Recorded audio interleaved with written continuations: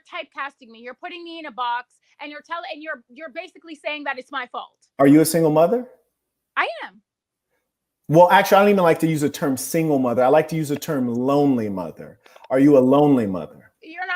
Listen, first of all, you're not about to use degrading or. And I don't want to degrade you individually. I'll explain why I use that term. No, I don't really care why you use it, but I'm going to explain. The very fact that you're using it, it tells me your frame of mind. But you don't know why I'm using it. You have no idea why. It doesn't matter why you're using it. How can we exchange knowledge if you're too angry to hear it out? Why are you assigning the word lonely? Because that's the reality. Let me explain why.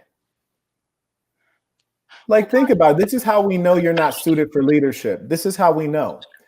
Look at the way you're behaving right now. Mere words have taken you all the way out of your position. There's nothing you could say in your whole life that would move me to anger and emotionalism, because untamed emotion is the enemy of performance. So you will never think clearly while being that angry.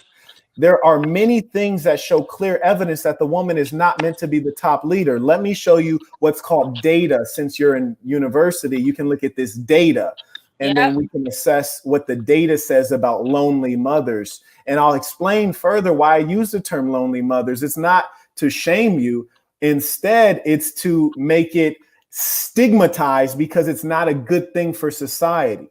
You think that I don't need you to show me any data that's going to help me understand that over the past 30 years, the rise in violent crime parallels the rise in abandonment by fathers, meaning single mothers.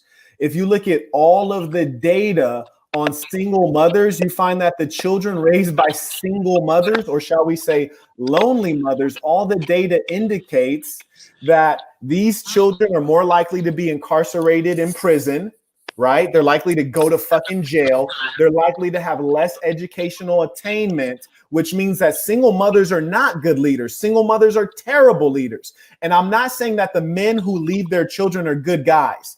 These men who leave their children are irresponsible, immature. They're not men that I admire. They're immature boys, in fact, and I would encourage them to take care of their kids. But here's the thing.